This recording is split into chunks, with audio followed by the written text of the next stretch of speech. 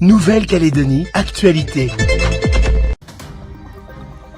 L'Institut des missions d'outre-mer publie son rapport 2022 sur l'économie calédonienne. Malgré l'inflation, l'économie calédonienne a résisté l'année dernière. Qu'en sera-t-il pour 2023 ? On fait le point dans un instant. La Calédonie et plus généralement les îles du Pacifique sont en première ligne des effets du changement climatique. Visibles notamment avec la montée des eaux, des populations sont conduites vers l'intérieur de leurs terres, voire doivent s'installer dans des pays hôtes. On parle de réfugiés climatiques. Qui sont ces déplacés ? Comment se reconstruisent-ils après avoir été déracinés ?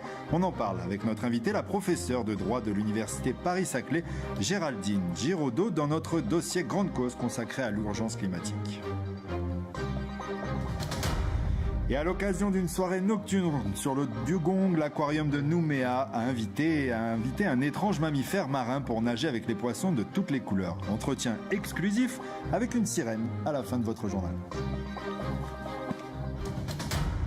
Ouvrons ce journal avec un bilan de santé de l'économie calédonienne. Malgré l'inflation, l'économie calédonienne a résisté en 2022. C'est l'analyse de la dernière synthèse publiée aujourd'hui par l'Institut des missions d'outre-mer. Le contexte économique actuel laisse tout de même planer des incertitudes en 2023. Voyez ce reportage de Audrey Prédy.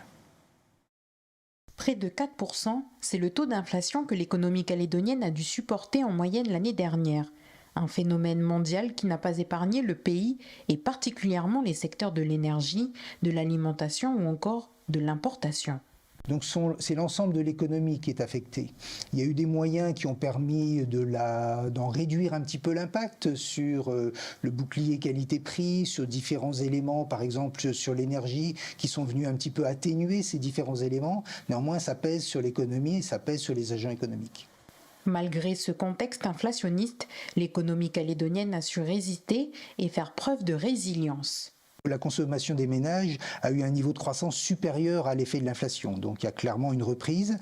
Il y a eu également un niveau de crédit consommation fait aux ménages qui a connu une reprise vigoureuse.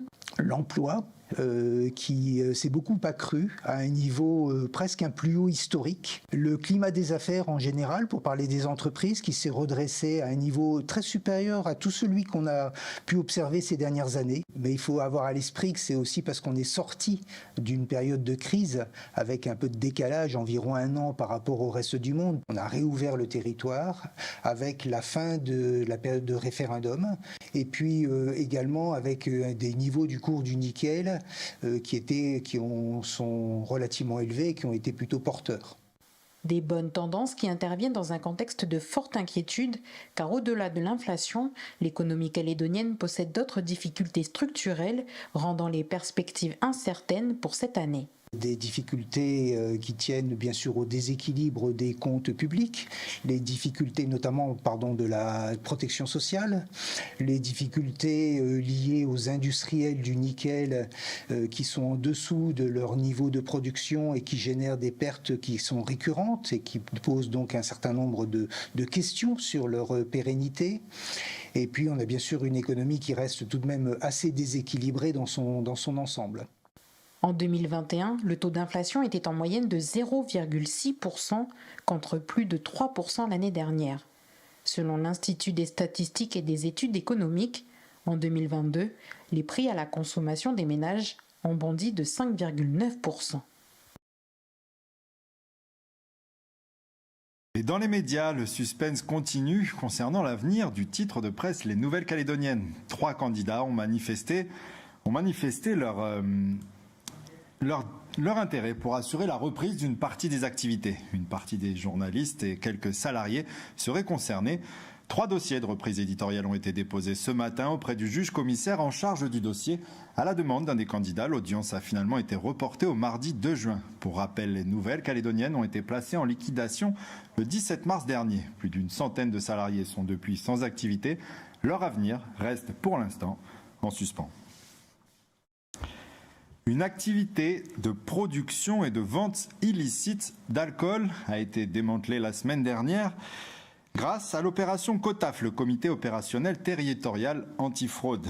Coordonnée par le Haut-Commissariat, cette opération a mobilisé la direction régionale des douanes avec la gendarmerie, la police nationale et la direction des services fiscaux. 25 personnes sur 4 ont été contrôlées, le matériel a été saisi. Le traitement judiciaire des personnes mises en cause est en cours sous l'autorité du procureur de la République. Politique. Pierre Frogier a affirmé sa candidature aux prochaines élections sénatoriales qui se tiendront le 24 septembre prochain. Le candidat a été présenté ce mardi par le Rassemblement. Laura Vendégou sera sa suppléante. Rappelons que Pierre Frogier est sénateur depuis 2011. S'il est réélu, il remplira son 3e mandat. On l'écoute au micro de Vanessa Kofi-Kende. Écoutez, si je sollicite effectivement ce nouveau mandat, il ne s'agit pas pour moi d'être à la recherche de quoi que ce soit. Mais pourtant, je pense qu'après un engagement d'une vie, je rappelle que j'ai eu la chance d'être au premier rang dans les négociations des accords de Matignon, d'accord Oudinot, de l'accord de Nouméa. Ce fut une longue période. C'est vrai que lors de la signature des accords de Matignon, nous avons été beaucoup critiqués. Beaucoup de nos amis, d'ailleurs, dans notre propre famille, considéraient que nous avions vendu la Nouvelle-Calédonie aux indépendantistes. Et bien, 35 ans après, la Calédonie est française et elle le demeurera. Environnement à présent, la Calédonie et plus généralement les îles du Pacifique sont en première ligne du changement climatique. La hausse du niveau de la mer conduit déjà les populations d'Océanie à se déplacer vers l'intérieur des terres, voire dans d'autres pays. Qui sont ces déplacés ? Comment se reconstruisent-ils après avoir été déracinés ? On en parle ce soir. L'urgence climatique, c'est la grande cause de Calédonia cette année.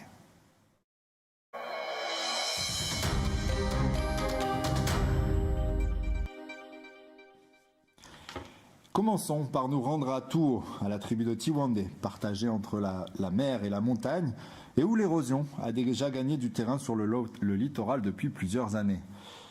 Nous avons pris des nouvelles de la famille Deli. Il y a 2 ans, nous l'avions rencontré. Ils étaient tiraillés entre 2 choix, tenter de résister face à la montée des eaux ou se résigner à s'installer plus haut dans les terres. Depuis, la nature leur a forcé la main. Aurélie Chiron a rencontré l'un des membres de la famille qui nous raconte comment s'organise leur nouvelle vie dans les montagnes. Depuis qu'on est là, c'est plus calme, il y a plus de sécurité, quoi, je vais dire ça. Nora vit dans cette vallée depuis 2 ans maintenant. Une vie paisible, loin des dangers, mais surtout loin de la montée des eaux. Avant, c'était très dangereux. On avait la mer de l'autre côté, la route.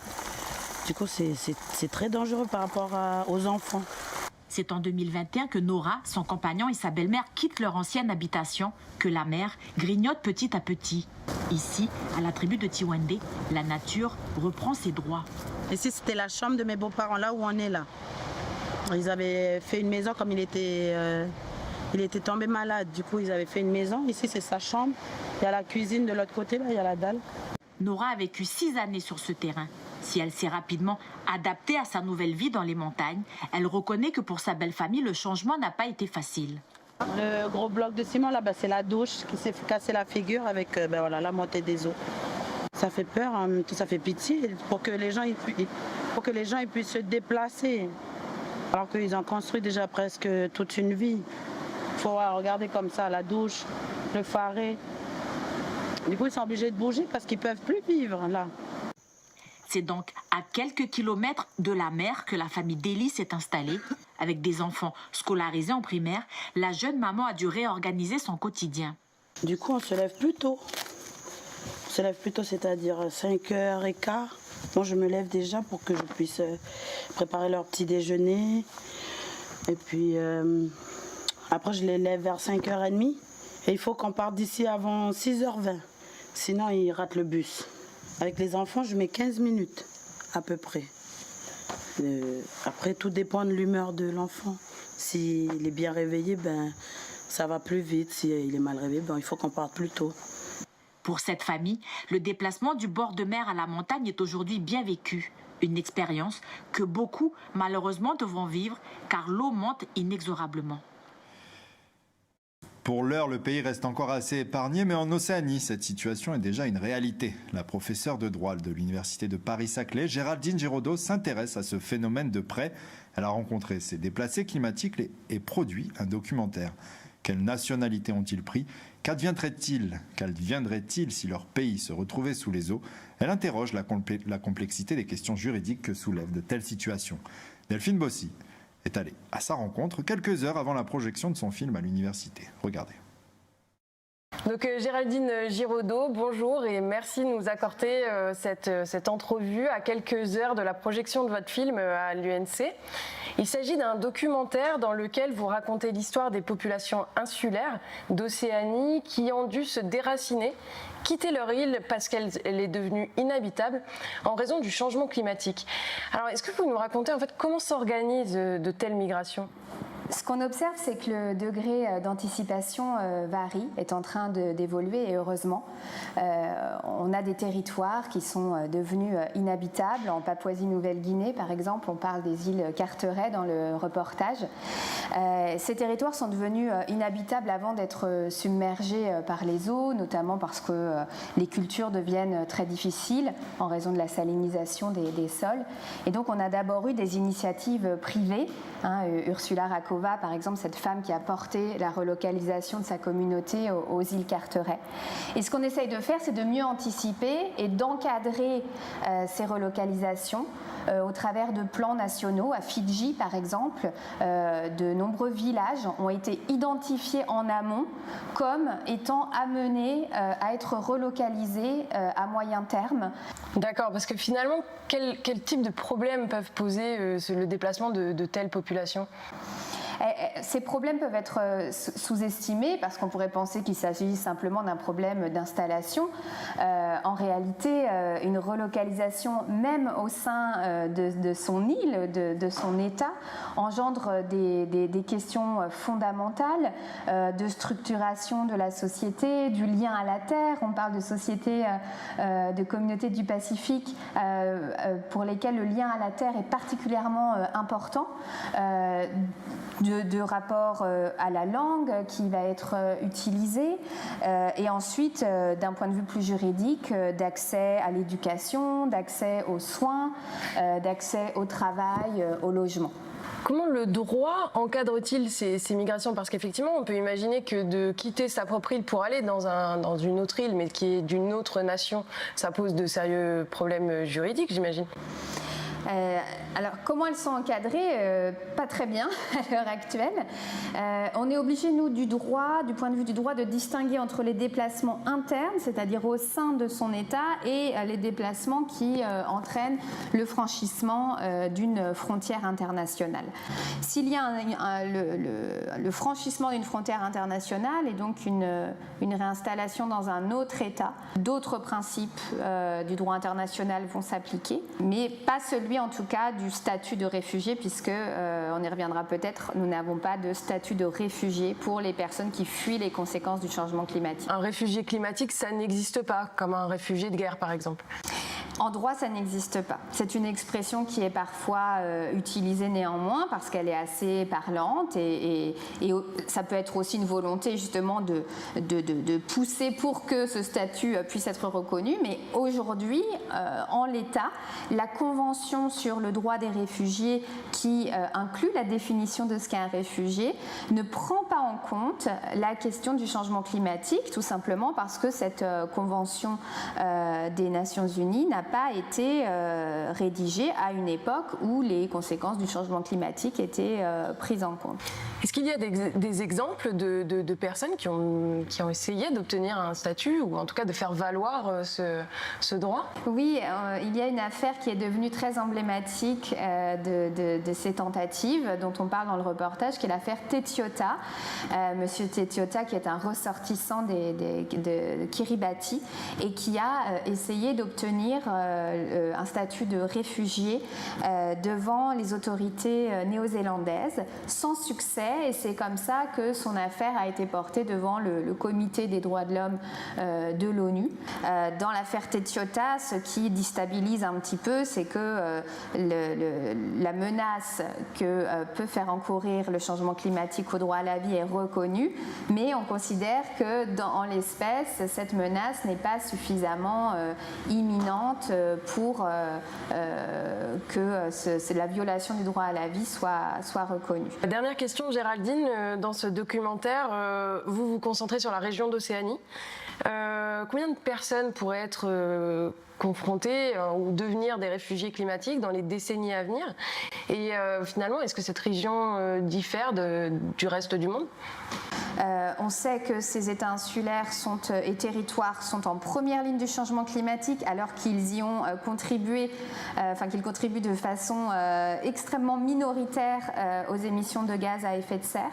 Une autre particularité, c'est qu'il y a 4 des 5 États atolliens du monde, donc d'États dont le territoire est entièrement composé d'îles basses coralliennes qui se situent dans le Pacifique et donc qui encourent un risque de disparition. Donc c'est un risque existentiel pour ces États. La proportion de ces déplacements reste quand même à mettre en perspective avec des régions où les déplacements vont être beaucoup plus massifs, notamment lorsque les effets du changement climatique et en particulier la montée des eaux toucheront plus l'Asie du Sud-Est, où là le nombre de personnes impliquées va augmenter de façon très substantielle. Merci beaucoup Géraldine d'avoir participé à cette interview et puis bonne projection à l'Université de Nouvelle-Calédonie. Merci beaucoup.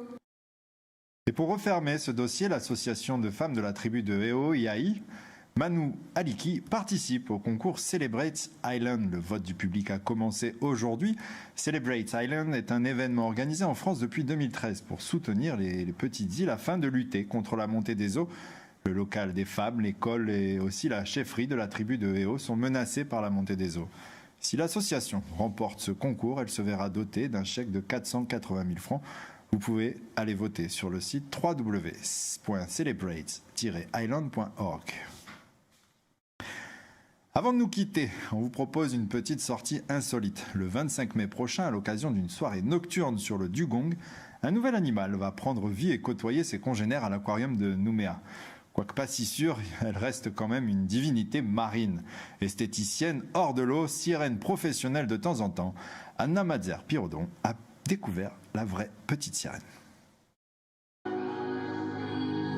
Le fait d'être sous l'eau, vraiment j'adore ça, c'est vraiment un monde à part, une sensation indescriptible. Et là, le fait de faire ce spectacle à l'aquarium, j'arrive à voir un petit peu à travers la vitre et voir l'émerveillement dans les yeux des petits et grands, c'est vraiment une super sensation.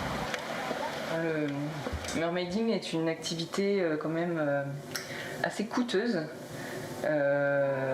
Parce que ça nécessite quand même beaucoup d'accessoires, etc. Les queues de sirène notamment sont assez coûteuses, surtout ici en plus qu'on est obligé de se le faire envoyer. C'est vrai qu'il faut en prendre bien soin parce que ça peut vite s'abîmer. C'est quand même beaucoup d'entretien, même après la prestation, j'en ai pour au moins plus d'1 heure entre nettoyer la queue de sirène, la perruque, la démêler. Donc là c'est des petits plombs de cheville pour avoir un peu de poids pour éviter que la palme ne me fasse trop remonter. Faire un petit entraînement d'apnée. Donc là je vais me préparer pendant environ 1 minute, respiration, et ensuite on va partir pour d'abord 1 minute d'apnée.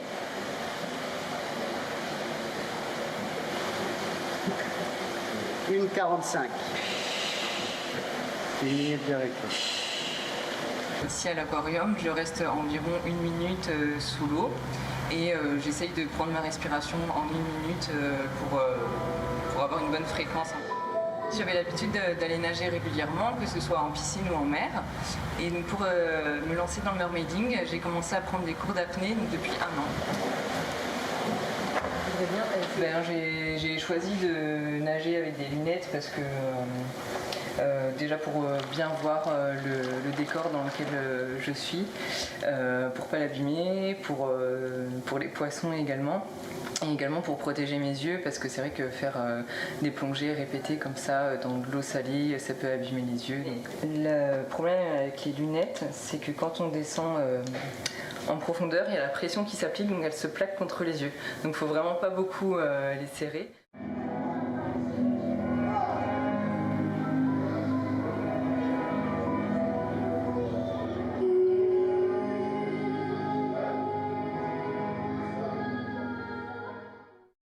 Outremernews.fr, le site de l'actualité Outre-mer, 24 heures sur 24 et 7 jours sur 7. Retrouvez la chaîne Outremer News sur YouTube.